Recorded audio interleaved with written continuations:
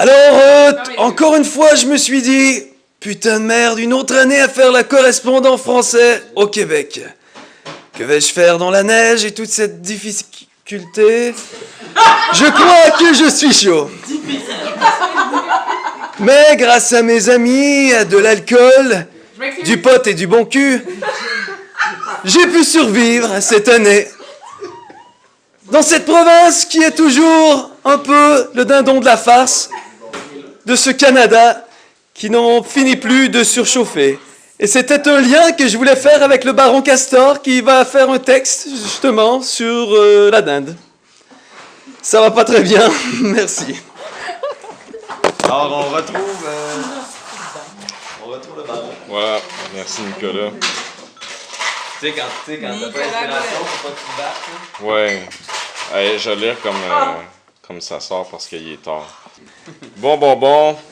Nous, on avait cadré un été solide, absurde et satirique à souhait, en se disant qu'on était bon pour l'année au moins, mais au final, c'était clairement sous-estimer le potentiel de moronnerie de notre Québec de désamour.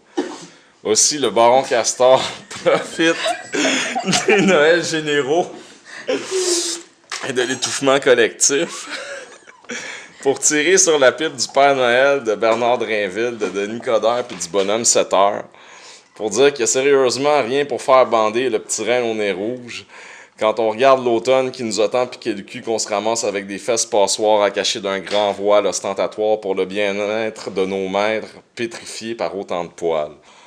C'est pas tant les foulards, les turbans, les livres pas chers, la bêtise quotidienne ou les ventes mous des crinqués de la vertu qui s'appliquent surtout aux sœurs étranges qui sentent pas comme nous, qui coincent les boyaux du baron, qui a vu nettement pire dans ses épopées d'Outrasie de Montréal-Nord à Lahore. Plus on creuse, plus c'est crade. Ce qui choque le sensible de n'importe qui doute le moindrement de la pureté des intentions des autorités qui prêchent la vertu en y prenant intérêt, comme un curé libidineux qui absout les filles du bordel pour qu'elles continuent à lui raconter en détail leurs péchés. C'est le moron comme stratégie politique, l'attisement de la bêtise comme moteur de réélection et la cultivation de l'étroitesse d'esprit comme vecteur de cohésion nationale.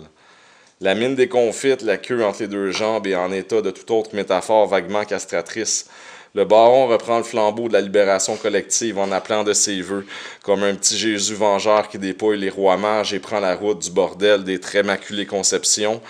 Pour les fêtes et l'avancement du peuple ébahi, un Québec en forme de dinde, correctement dépourvu de panache, ficelé pour une cuisson mijoteuse, vidé de ses entrailles et rempli de farce, même s'il n'y a pas vraiment rien de drôle quand on y pense. Un Québec en forme de dinde, à vendre en tranches au plus offrant qu'on passera en sandwich jusqu'à l'écœurement, pressé par la grande marche du progrès qui a la forme d'un pipeline qui risque probablement de nous pisser du jus de redneck d'en face. Un Québec en forme de dinde qui court tant qu'il peut, en se rendant pas compte qu'il lui manque sa tête, mais c'est pas si grave, nous, ça a toujours été nos ressources, notre force.